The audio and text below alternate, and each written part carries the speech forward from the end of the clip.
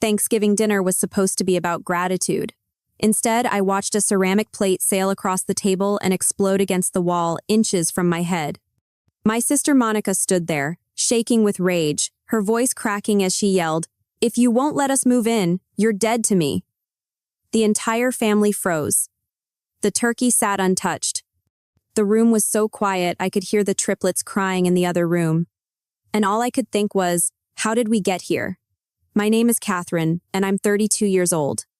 I'm a software developer, and I've spent the last 10 years of my life grinding to build a career and buy my first home. Growing up, I was always the invisible one, the quiet one, the one who kept her head down and worked hard while everyone else got the attention. My sister Monica was different. She was beautiful, charming, effortlessly loved. She was the one they always praised, the one everyone wanted to be around.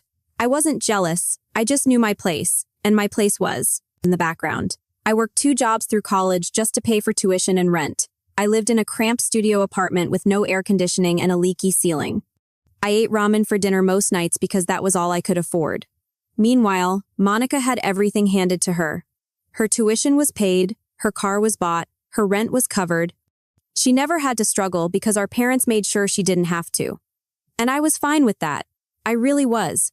I just wanted to build something for myself. Something that was mine. 6 months ago, I finally did it. I bought a small 3-bedroom house. It wasn't big, it wasn't fancy, but it was mine. I earned it.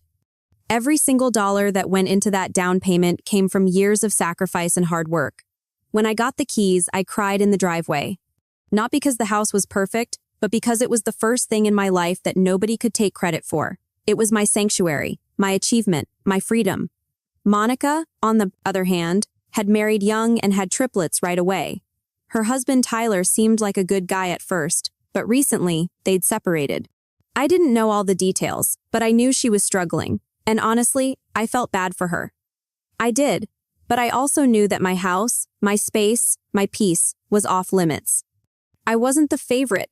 I wasn't the one they called when they needed someone to brag about, but I had something they never expected: independence. If you've ever worked for everything while watching someone else get it all for free, hit that subscribe button. I want to know I'm not the only one who's felt this. Drop a comment and let me know your story. Let's go. 2 weeks before Thanksgiving, Monica called me crying. Her voice was shaking, and I could hear the triplets screaming in the background. Tyler left, she said. He just packed his stuff and walked out. I have nowhere to go, Catherine. I need help. My first instinct was to ask what happened, but she just kept crying. So I took a breath and told her I'd help her find an affordable apartment. I even offered to cover the first month's rent. I thought that was generous. I thought that was enough. But it wasn't. Monica's voice changed instantly. "Why can't I just stay with you?" she asked. "You have 3 bedrooms. You live alone. It's selfish, Catherine." I felt the familiar knot in my stomach, the guilt, the pressure. I tried to explain that my house was my personal space, my refuge, that having 3 toddlers would completely disrupt my life and my remote work setup. She didn't care. She called me cold, heartless. And then she hung up.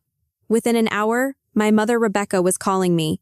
"Your sister needs you," she said, her voice sharp. "Family helps family. What kind of person are you?" My father Paul was on speakerphone, chiming in. "You finally have something and you won't share it? We raised you better than that." I tried to explain myself, but they weren't listening. They never listened. I was. Always the bad guy, always the one expected to sacrifice. I held firm. "I'll help her find a place, but my home is off limits," I said. The line went dead. The week before Thanksgiving, Monica showed up at my door unannounced. She had the triplets with her, along with 2 suitcases and a car seat. She was smiling like she'd already won. "I figured you'd come around," she said. I didn't let her in. I stood in the doorway and told her no. Her smile disappeared. She started yelling, "You're a selfish witch! I hope you're happy living alone forever."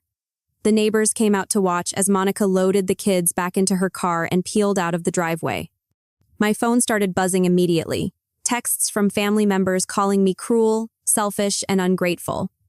My brother Steven sent, "Mom and Dad sacrificed everything for us, and you can't even help Monica?" Disgusting. I stared at the screen, feeling the weight of it all. Then I got a text from my mother.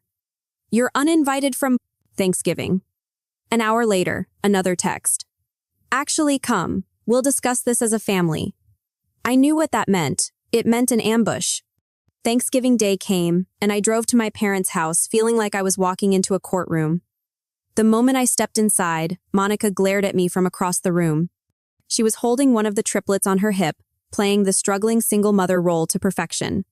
My mother, Rebecca, pulled me aside in the kitchen before I even had a chance to take off my coat. "I don't understand you anymore," she said quietly. "You used to be the sweet one, now you're just cold." I tried to explain my boundaries, but she cut me off. "Boundaries?" she said, shaking her head. "That's just a fancy word for selfishness." I felt the familiar sting, the same sting I'd felt my entire life. I wasn't allowed to have needs. I wasn't allowed to say no. At the dinner table, my father Paul led a prayer thanking God for family who take care of each other. His eyes were locked on me the entire time. I stared down at my plate and said nothing. Monica made pointed comments throughout the meal. "Some people only care about themselves," she said, looking directly at me. "Isn't that right, Catherine?" My cousin Angela, who'd always sided with Monica, joined in. "I can't believe you'd let your own sister and her babies be homeless. What's wrong with you?" I corrected her. "She's not homeless. She's staying with Mom and Dad." My mother jumped in immediately. "Which is a burden on us. We're getting older. We shouldn't have to do this." My brother Stephen added his voice to the pile. "You've got the space. You're just being selfish because you've always been jealous of Monica." I felt the familiar rage building inside me, the same rage I'd swallowed for years. I was always the scapegoat, always the one blamed for not bending over backward. Monica stood up dramatically, tears streaming down her face. "I thought family meant something," she said, her voice trembling. "I thought you'd be there for me, but I guess I was wrong about you." The table went silent. Everyone was staring at me like I was the villain in this story. Like I was the one who'd done something wrong. I stayed calm. My voice was steady when I spoke.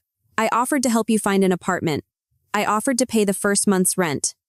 "That wasn't enough for you." Monica slammed her hand on the table. "Because I need more than money. I need a home. I need my sister." I looked at her and said, "And I need my peace. I worked for years to have my own space. I'm not giving that up." Her face twisted with fury. She grabbed a ceramic plate from the table. In one swift motion, she hurled it across the table at me. The plate shattered against the wall behind my head, pieces of ceramic flying everywhere. The room erupted into chaos. My mother screamed. My father yelled. Angela gasped. The triplets started crying in the other room. Monica pointed at me, her hand shaking. "If you won't let us move in, you're dead to me." I stood up slowly, my hands trembling but my voice firm. "Then I guess I'm dead to you." I walked out of my parents' house and sat in my car, my hands gripping the steering wheel so hard my knuckles turned white. I took a deep breath, my mind racing with anger and hurt, but also with a clarity I didn't have before. What they didn't know was that I wasn't just some pushover they could guilt into submission anymore. I'd been tracking my family's behavior for years. I'd been keeping records. Every financial handout Monica received from our parents, every time they praised her and dismissed me. Over the years, Monica had been given over $70,000 in help. Tuition, car payments, rent, credit card debt, even her wedding. $70,000. And I'd received nothing, not a single dime. I'd kept every text, every email, every voicemail where our parents praised Monica and dismissed me. I had proof, I had evidence, and I had a plan they never saw coming. It was time to stop being the family punching bag. I'd also been in contact with Monica's estranged husband, Tyler. He'd reached out to me weeks ago, desperate and confused. He told me the real reason he left. Monica had been secretly draining their joint savings to fund her shopping addiction. She'd racked up thousands in credit card debt without telling him. He was drowning financially because of her, and when he confronted her, she blamed him and played the victim to the family. He sent me text evidence, bank statements, recordings of their conversations. I had everything. They thought I was the bad guy, but I was about to show them who the real villain was. The next morning, I received a text from my cousin Jonathan. He'd always been the black sheep of the family, the one who didn't play along with Monica's games. "I saw what happened yesterday," the text read. I'm done with this family's BS. If you need backup, I'm here. I met Jonathan at a coffee shop later that day. He looked tired, like he'd been carrying the weight of the family's dysfunction for years. She's been pulling this crap forever, he said, and nobody calls her out on it. Jonathan told me he'd been shut out by the family for years because he refused to enable Monica's behavior. She'd once borrowed $5,000 from him, promising to pay it back, and never did. When he asked for it, she badmouthed him to the entire family. She's always been the favorite, he said bitterly. They'll never see her for who she really is unless someone forces them to. I showed him the evidence I'd collected. The financial records. Tyler's texts. The proof of Monica's lies. His eyes widened. This is bigger than I thought, he said. You need to do this publicly, at the Christmas dinner. Over the next few weeks, the family group chat exploded with passive-aggressive messages. My mother posted photos of Monica and the triplets with captions like, "So grateful for the family." Members who actually show up. My brother Steven sent me a private message. "You're not welcome at Christmas unless you apologize to Monica." My cousin Angela posted on social media about toxic people who abandon their family, tagging me indirectly. Meanwhile, Monica moved back into the family home permanently, playing the struggling single mother card to perfection. The family rallied around her, painting me as the heartless outcast. I remained silent, biding my time. Jonathan checked in regularly. "You ready for this?" he asked one night. "Because once you drop this bomb, there's no going back." I looked at the folder of evidence sitting on my desk and typed back. I've been ready my whole life. Christmas dinner arrived, and I showed up unannounced. I walked into my parents' house with a calm confidence that no one expected. The room went quiet as I entered, all eyes on me. Monica was sitting on the couch, and she sneered when she saw me. "What are you doing here?" she asked. I thought we made it clear you're not family anymore." I set my purse down on the table and pulled out a folder. "I came to set the record straight," I said. My mother stood up, defensive. "Catherine, if you're here to cause drama." I cut her off. "No, Mom. I'm here to tell the truth, something this family has never been interested in." I opened the folder and pulled out printed bank statements, emails, and text message screenshots. "Did you know that over the past 10 years, Monica has received over $70,000 from you and Dad?" I said. "Tuition, rent, car payments, credit cards, her wedding." $70,000. My father stammered. "We helped her because she needed it." I looked at him. "And I got nothing. Not $1. I worked 2 jobs through college while she partied. I lived in a basement apartment while she got a condo paid for." I turned to Monica, whose face had gone pale. "And let's talk about Tyler," I said. "You told everyone he abandoned you, but that's not made true, is it?" Monica's voice shook. "Catherine, stop." I pulled out my phone and played a voice recording. Tyler's voice filled the room, explaining how Monica had secretly drained their savings, maxed out credit cards, and lied about where the money went. The room was dead silent. "He didn't leave you because he's a bad husband," I said. "He left because you financially destroyed him and refused to take responsibility." My mother looked horrified, turning to Monica. "Monica, is this true?" Monica burst into tears, but this time, no one rushed to comfort her. My brother Steven looked at the printed documents in shock. $70,000? My cousin Angela sat frozen, unable to defend Monica now. I looked around the room, my voice steady and powerful. "I've been the scapegoat my entire life. But I'm done. You want to call me selfish? Fine. But I'm not the one who's been lying and manipulating this family for years." I dropped the folder on the table and walked toward the door. I turned back one last time. "Merry Christmas." I walked out of my parents' house and didn't look back.